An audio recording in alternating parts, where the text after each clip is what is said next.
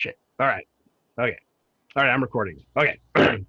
So in a lot of cultures, like for example, in India, there are arranged marriages, right? And the way arranged marriages works are that the family of the young man or the boy will approach the family of the young girl or woman, or vice versa, and it's at the family level. So the families will get together and they will start, basically doing intelligence work on figuring out if if that man or that woman is a good fit for their man or woman, right? So that's what they're doing.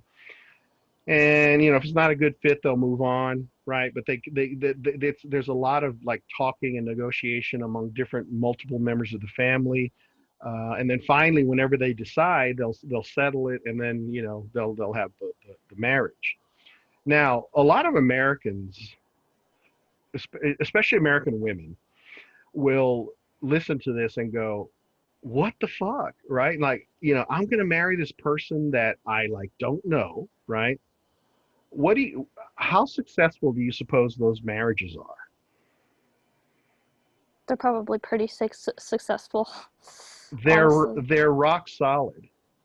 The divorce rate among those marriages, even after the people come to leave for the West and come to places where they can easily get divorced, right? The divorce rate for those types of marriages is less than 10%. Less than 10%. Whereas, what's the divorce rate in America right now? It's insane. It's about 50 or 60%. So, and people are like, well, what the fuck? Why? And the first theory was that, oh, because it's against the rules to get a divorce over there. And it's like, well, okay. So what they did was they did research, and they basically did research on the couples, on those couples that were in arranged marriages versus couples that were in traditional American marriages. Guess what they found out? The couples in the arranged marriages were over the charts more satisfied in their relationship than a lot of the couples were in the traditional American type marriage, where we kind of like where we hunt and destroy for ourselves, right? Um, so why is that? Well, one of the explanations is that we don't. Getting back to what to Reagan said, right? We don't know ourselves as well as other people know us. Other people know our personalities better than we do. Okay, and so if you've got your whole squad, right? If you've got your whole squad, your whole family out hunting for like the perfect guy, right? Your chances of success are going to be pretty good because they know you really well, and they know what's going to go with you really well. Um, I remember when God, I'm still upset about this, like, you know 20 years later. But when I got divorced from my second wife, uh, my you know my sister, I have four sisters, right? One, well, three. One of them died, so but back then I had all four of them, right? And they're all like, honestly, I'm glad you got a divorce because we didn't like her. I'm like, well, why the fuck didn't you tell me that, like, 8 fucking years ago? That would have been really fucking good information to have. You And it's like they were none of them were surprised that we got divorced. None of them were surprised that she was just a total psycho bitch. No, they weren't surprised. I was, but they weren't, right? So that's my own personal, there's my personal testimony there to tell you that we don't really know each other, that we know ourselves that well, right? The definition of ourselves, right? The thing that we carry inside of us is referred to as a self schema. A self schema. Okay, that's SELF-SCHEMAS. Now, what a schema is a template, or that we organize our world. So it's like a framework that we use to organize information about anything, right? So we use schemas for everything, right? We use schemas for driving and for going to class and everything. But we have a self schema. We have a self schema that we use to organize our beliefs about ourselves. Okay, so like, and we all have self schemas that have a set of uh, beliefs about ourselves that we've acquired from from our childhoods, really, right? Um, my self schema is that I'm fat, right? I'm a fat guy, right? I'm trying to lose weight. I got to lose weight because the doctor says, well, your blood pressure's getting too high. You can't have caffeine or salt anymore. You got to lose weight, right? So I'm like, okay, I better lose weight. My self schema includes that I'm a pretty smart guy. I think, I'm a pretty smart guy. Um, but you know, um, I have depression. I deal with depression. I got to deal with that, right? Same. Yeah, so yeah, that's why we're psychology majors, right? Oh, for um, real. yeah, yeah. I love when people say, "Well, what if a psychotherapist has mental issues on their own?" I'm like, they all do. That's literally like the reason, Yeah, half the I, reason we decide to I be. I don't know any therapists who aren't like totally fucked up in the head. Yeah, dude. Anxiety, depression, panic, add it to the list. I Exactly. got it. PTSD, you name it. I mean, it's all there. Oh, anyway. Um but each one of us has a schema. Each one of us has a schema, and hopefully it's a healthy schema, right? Hopefully you all have a healthy schema about yourselves, that that you're beautiful and smart and accomplished and whatever, right? All the cool things that we should all be. Except for Emmanuel. You're not beautiful, Emmanuel. You're smart. You're handsome. You're handsome, Emmanuel. Uh, you're, by the way, I think you and Adrian, and I don't know who T. Do we Trevino is. finally have actual dudes in the We have class? we have dudosity in the class, right? We have Oh my gosh. the stud muffin Emmanuel and the Adrian. So anyway, say, hey, Emmanuel, like, look at all these gorgeous women. I mean, Oh my there's like, gosh. I know, right? yeah, it's like, hey, man. So, Oh my gosh, no. Don't look at me. No, yeah. I'm not. I'm not, no.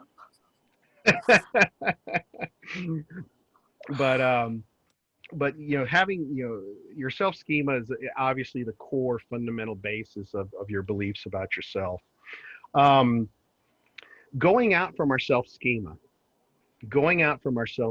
one of the things that we tend to do is, well, let me give an example. Okay, like, I re- I really enjoy watching trash TV.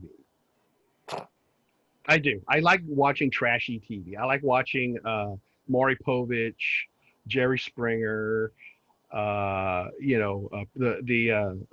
Judge Judy, the what's the one with the lady judge who does paternity court, Cops. I love watching that show. I love watching trash TV, right? And I love watching it for two reasons, right? The first reason is because that's where you see like the breadth and depth of psychopathology, right? I mean, you just like, that's where you just see every fucked up type of human being that you can imagine shows up on these shows, right? And the other reason is because I'm just glad I ain't one of them. Like, I'm just glad I'm not in that situation, right? And being glad that you're not. I know that sounds mean, but it's like, what are you gonna do? Being glad, and that's why a lot of people watch those shows, because of what's called social comparison. Social comparison. And basically, social comparison is evaluating yourself and your abilities by comparing yourself to others, which is a really stupid thing to do a lot of times. But we do it because we are social animals, right? Um, all of us have known people that are engage highly in social comparison, right? I mean, really highly in social comparison, and they're annoying about it.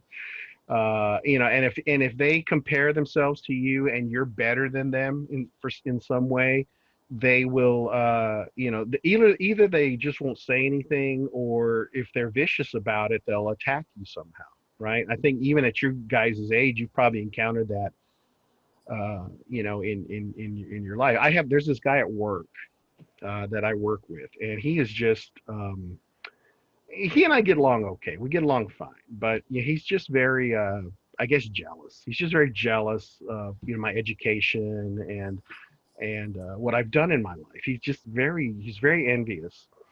And I recently got a promotion. I recently got a promotion at work, and I got more people. I had a group of I had 7 people under me. Now I have like 20 people under me. And so that's why my day sucked today, by the way. But I have this big group, and I got this promotion, and it was announced at the big, team meeting, and everybody was just nice about it and saying, "Oh man, you deserved it," except for this guy. This guy hasn't said a word to me about it. Everybody else that I've had meetings with since the promotion, the first thing they'd say is, "Ray, we are so happy for you. You deserved it. It's a long time coming, blah, blah, blah." I had a meeting with this guy today. Nothing. He's just like, "Oh, well, we need to talk about this." Oh. But he's constantly engaging in social comparison, right?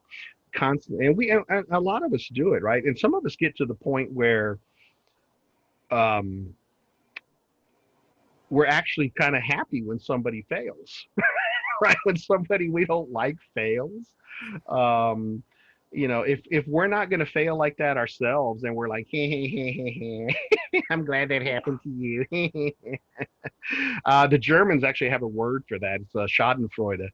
It's just, this sense of like being glad over somebody else's misfortunes, basically. Um, One of the things about social comparison is it makes us miserable. Yeah. This has already been demonstrated, and this research is is not that new, but a lot of it is a lot of the research that is demonstrated is new. That it's new has come from the Facebook world. Because think about it, you're looking at somebody's Facebook, and they're like, going to bars and like, hanging out with gorgeous people, and taking trips, and buying cool shit. They're posting their stuff on their Facebook feed, and you're looking at your face. You're sitting there on a Friday night eating a hot pocket by yourself, and you're like, well, my life sucks. No, honestly, that sounds like a life. Eating a hot pocket by yourself on a Friday night with your cats. Watch YouTube, Yeah, anime. I'm set. I think Reagan's a little bit of an introvert. I'm just A lot of it. throwing that out there. But yeah, but think about how many times some of you may have like done that. Been looking at YouTube and and or I'm not at YouTube, at Facebook, and like you're like, oh man, you got this. Let's say you got this friend that got into Harvard University, right? And they're like doing really well at Harvard, and you see them with all their friends, on a Friday night, at Harvard, and you're sitting there, in your dorm room and by yourself with no friends, like, oh man, my life sucks. That's social comparison. When you let somebody, oh, there's another cute little girl right there, yay. when you let somebody's uh, or when you compare yourself to somebody else's life, somebody else's beliefs, somebody else's expectations, more often than not, you're going to end up feeling, pretty badly. And most of the research has shown that social comparison demonstrably decreases your life satisfaction. I mean, a lot. I mean, have any of you experienced that? Hmm.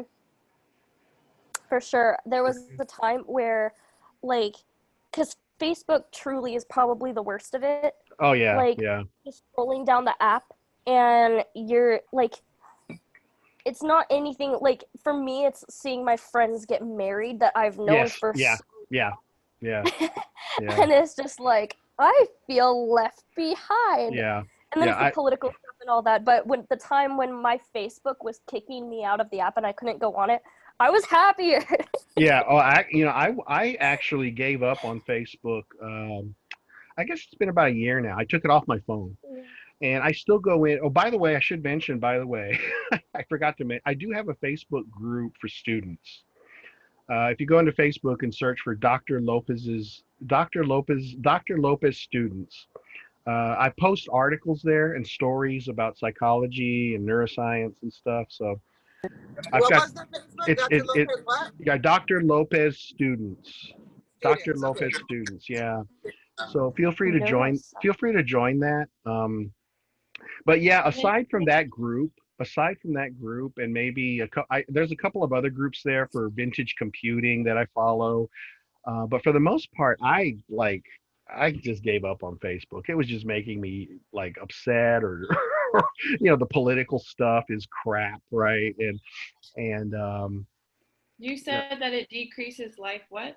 satisfaction, satisfaction, yeah, decreases life satisfaction.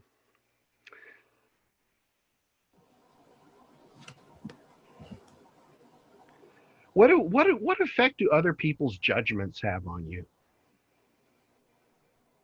What effects do other people's well, it depends, right? It depends if you're little, like really little, like 5, 3, 6, less than 8, basically.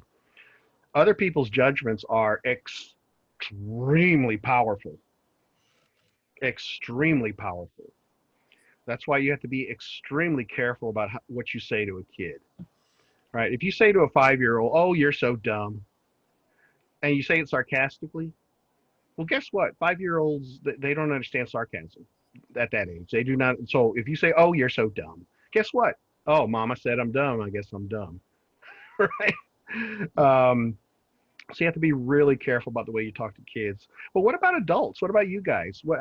What does somebody's judgment about you, how does that make you feel? It depends, right? Hmm. What does it depend on? It's like the closer they are to me, the more they know me, the more power it has, and the Yeah, less like anyone in the class making a judgment about me, I wouldn't really care because I don't know them. Sorry. exactly. No, that's actually pretty accurate. I mean, I think the people who really affect us are the people that matter, right? Our close friends and our close relatives, right? I mean, like if my wife came to me and said, "You're an awful human being," like that would devastate me, right? But if like if Victoria came up to me and said, "Dr. Lopez, you're an awful human being," I'd be like, "Well, sorry." I'm sorry, Victoria, but you're just too judgmental. I'd be like, well, I've heard worse from students, trust me. But I'm sorry, say again, Alexa, say again. I was just trying to see if you could finally hear me. I can't get my microphone. Come I on. can hear you now. And Yay. I'm actually glad I don't have an Alexa device here, because if I would have said Oh, Alexa, wow. I'm then glad too because I didn't get no money from that. So I got my name tag. Alexa. So I mean, it does depend, right? There's a sociologist, Charles Cooley, who came up with this term, the looking glass self, the looking glass self. And he's a sociologist, but he coined that term to describe our use of how we think others perceive us, right? So we all have this very innate sense of how others are perceiving us, okay? I can tell you as a teacher, I pay a lot of attention to that, because one of the things I learned early as a professor is that probably the most important thing that that I need to make sure you guys are perceiving from me is confidence in what I know. Okay. If I showed up and I wasn't really sure what I was talking about, and like, oh, I don't know. I mean, and I didn't sound like I didn't sound like I knew what I was talking about. How much of a ripoff do you think this course would be? You'd be like, "Fuck this, man! This guy doesn't know shit." How many times have you had a teacher that you said that about, right? It's like, this teacher doesn't know what the fuck he's talking about, right? To me, that's the number one crime. Well, one of the many crimes. The other one is talking down to students. That's the other one that I don't do. But for me, it's important that I'm perceived as being knowledgeable and authoritative, right? Not authoritarian, but authoritative. That that I work pretty hard at that. I work pretty hard at making sure that I sound like I know what I'm talking about, even though if I don't know what even if I don't know what I'm talking about, which occasionally happens, right? But I do try to make sure and that's so that you guys can know that you're not wasting your time or your money, on a course, right? So that was one of the reasons why Dr. Bowman asked me to teach this course, because she's like, well, I know you're a good teacher, and B, I know you've taught social psychology before, and C, I know you're married to a social psychologist, so you know a lot about it just from the conversation. So, like, yeah, I mean, it's I'm not technically a social psychologist, but I know a hell of a lot about it, right? And I've taught it before, and I can teach. So for me, that perception is really important. But think about it. Think about what are some of the things that you think or you want people to perceive about you, right? What is it that you're trying to project out into the world? And think about how successful you are at that, or not successful at it, right? um So I have a question. sure. So, okay, so you drive Mercedes all the time, I right? do. So now is that for you to be perceived as a social status for others to feel like, okay, That's you a got a good Mercedes, question. or Yeah. is that an internal satisfaction kind of thing? Yeah, that's a really good yeah, so that's an internal thing. That's an internal thing. It's an What internal thing? Yeah, when I first when I finally started making enough money to afford a nice car, I was like, I said I've always wanted a Mercedes Benz. I've always That's what I wanted. want too. Yeah, and I looked online and stuff, and I was, and back then online was very primitive, right? It was like, Yeah. you know, Oregon Trails. yeah, I was like, I mean, I think I was still on AOL at the time, right? And and I looked and I was like, this is a little pricey. And my wife, who was my girlfriend at the time, she said, just get it. Just get it. Just we'll worry about the payment. Just get it. So like, oh, all right. So I went and I bought my first one in 1999, I guess it was, and I haven't looked back. I mean, I love those things. My last one, the one I have now, I bought in 2014. So it's getting a little long in the tooth. So I'll probably end up giving it to my daughter when she's going to turn 16 in another year and a half. So I'll probably give it to her and then buy myself a new one. Yeah. But yeah, but I get I get that a lot from people. They're like, well, you just want to, like, look like a, fancy pants guy. And I'm like, no, this is something that I've always wanted it for myself. It's just something I've always wanted for myself. uh, Kind of like a reward, because I don't buy a lot of things for myself, because I have a family and a mortgage and everything. So it's like, oh, this is my one indulgence, this Yeah. $60,000 car. But I think that when people see you driving Mercedes, then there's a certain perception about you. Then Yeah, like exactly. Oh you're in a yeah, certain, oh yeah, yeah. There like you're is. in a certain socioeconomic status. You know what I mean? Exactly. So they automatically associate that with it being a Exact. higher Yeah. I mean, economic level. I can't tell you how many times I've, like, met up with somebody, and I usually dress pretty slobby in jeans and just a shirt, right? And then we're walking, we leaving the bar or the restaurant or whatever, and then I see my car, and they're like, "This is your car?" Like, yeah, this is my car. And it's like, damn, you you look like you. Hey, it's just a sign. Like, you dress the way you want, you own the car you like. Exactly, You're just comfortable with what you like. exactly. I like it. I've always wanted one. And to be honest, the other reason I wanted it was just because of the quality. I knew that if I had it and I took care of it, I would never have to worry about anything, and that's been the case. I mean, I just, you have to pay through the nose for the maintenance, the routine maintenance, but none of my Mercedes Benz cars has ever given me any lick of, knock on wood, right? Knock on wood, has ever given me any lick of trouble at all. So I guess I've just been lucky. um, so self and culture. So we've talked a little bit about, just in terms of, like, the self and the things that affect it. So now let's take a look now at the self in a culture. Okay.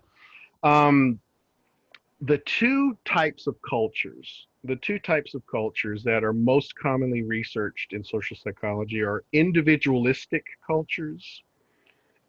That's a really long word, individualistic, and another long word, collectivistic.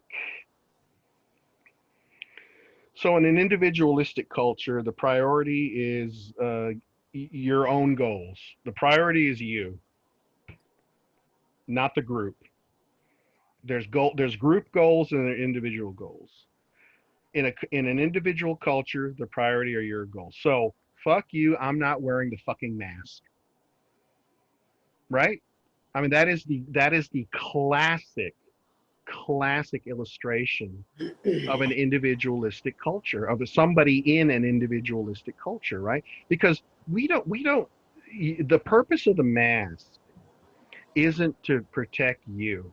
You guys know this, right? The purpose of the mask Mhm. isn't to protect you. It's to protect others from your germs, right? That's the purpose. That's why masks are effective, right? They actually don't protect you all that much if you get exposed to a large, like if somebody coughs and sneezes all over you, or you're stuck in a subway with a bunch of sick people. A mask isn't really going to help you that much. But what the mask is going to do is, if you're the one that's coughing and sneezing, it's going to greatly reduce the chance that you're going to blow shit all over the place and make people sick.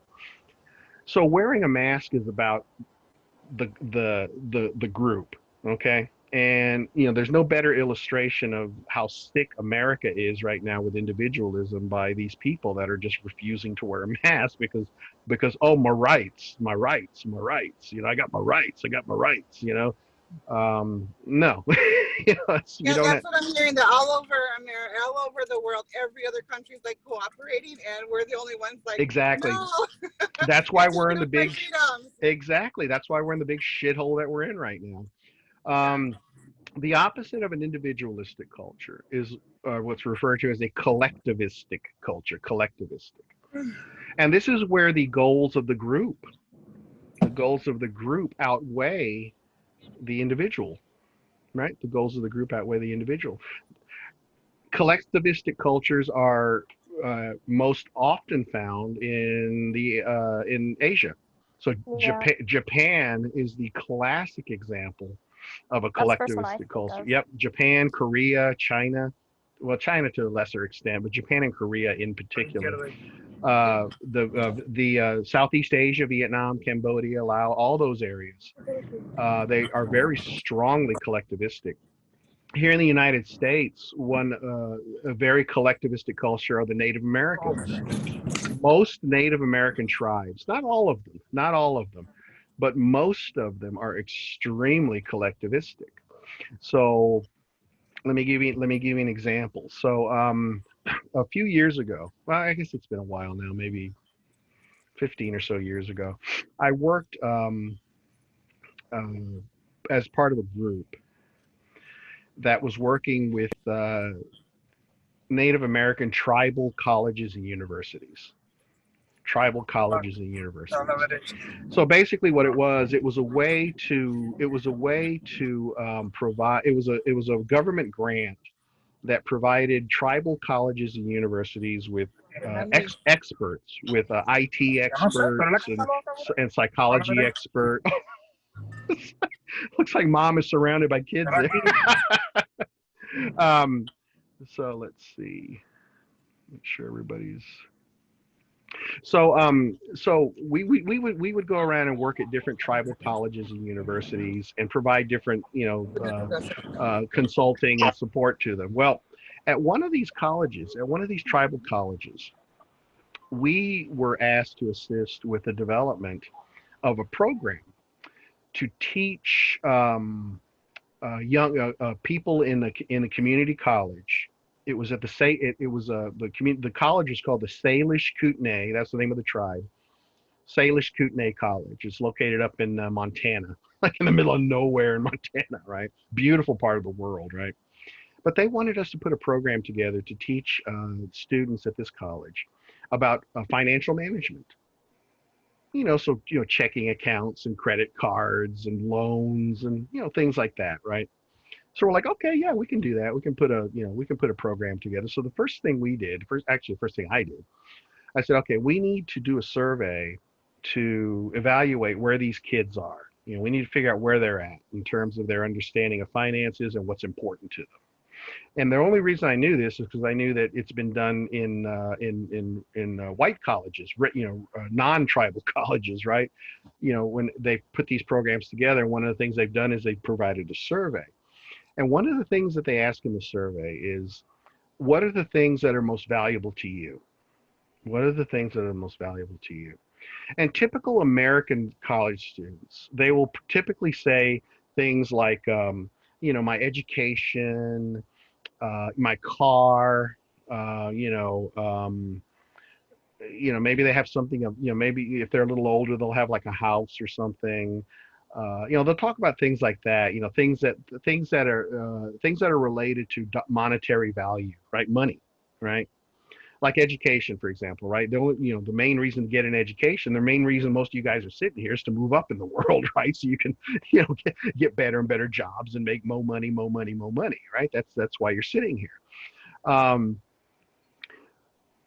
when we asked the Native American kids what they considered the most valuable thing they had, you know what the number one answer was? My tribe. That was the number one answer, was my tribe. That's Like, so cool though. yeah, 80% of them, it's like more than 85% said my tribe was the number one thing I have of value. The second thing they had was, guess what? Food. No, our I'm elders. like so basic. Our elders. Okay, yeah, I can see that. You're like, wow. Okay. The third thing they put, my family. I mean, it's like, their values are extremely collectivistic, right? Very collectivistic, right? The number one thing they value was the tribe and how the elders led that tribe, right? Which was a complete 180 degrees from where most Americans sit, right? Yeah. Um, let's see. Yeah, American values are very different from everyone Oh, else's. yeah, completely. I mean, Extremely different. absolutely, completely. I think, and you see it again and again and again. I mean, we certainly saw it with the COVID mask thing, but you also see it like with the response to global warming, right? I mean, the response to global warming needs to be a collective global response, right? Where we put our individual needs to the side and think more about what's good for the planet. Well, look at how many Americans are opposed to doing that, right? Oh, because it'll affect the economy. Some people don't even believe it that it's happening. Yeah, Yeah. exactly, and that's what it leads to. Oh, COVID is a hoax. Global warming is a hoax, Yeah, we're right? all so divided. It's really hard for Americans to Yeah, really unite and be in a forefront, united together. that When there's so many different opinions. exactly that is directly the response, the effects Yeah. of individualism. This overly individualistic culture. So okay, so that's the lecture for tonight. I'm glad I recorded part of it anyway. So, does anybody have any questions or comments before we retire for the evening? I had a quick question. Say we can't log on sometimes like I work EMS and sometimes we'll get like emergency calls if I'm logged on. Can we always refer back to You the betcha. recorded video? You betcha. Yeah, I will have the recordings in Blackberry. You can always refer back to those. Okay, Are, it'll just, if we're on and we have to leave, will it be, like, how will it affect our attendance? I guess I'm trying to ask. oh, if yeah, don't worry about it. If you show up at the beginning, you're in. Okay. How could I showed up late? or late, So I'm still Yeah. trying to. I'm I still was trying to having figure. technical difficulties. I was in downtown. It wouldn't let me connect. It's just the only thing is I work fire and EMS, so sometimes I'll be at the station whenever I'm doing this, and if I'm call, I gotta go. Are you a paramedic? I'm actually an EMT. EMT? And, Oh, okay. I'm going to That was one of my EMT. first little degrees was EMT. Yeah. Yeah. Those are the first things I did at METC. Yeah. I was There we go. I was an EMT and a paramedic when I was a kid. I actually It's so fun. I actually worked part time for the Austin EMS when I was at UT. Did you? Yep. So you understand it, then you understand Yeah. the Yeah. I worked at My Brackenridge favorite part of Hospital. the hospital was the snack rooms. Yeah. No, I worked at Brackenridge Hospital. Yeah, in the emergency room. During the weekends, and then I would cover for EMTs that were like taking days off. I'd be a floater, Yeah. and I would just float in the medic units and in the and mostly in the medic units they had. But yeah, that was a long. My certification expired like in I think 87 or something like that. But that's cool. That's awesome. That's awesome. But anyway, if anybody has no other questions, then I will see you. I guess Friday night. Alrighty. Okay. See you then. All right. Thank Bye. you. Bye Ciao, bye. ciao. Everybody.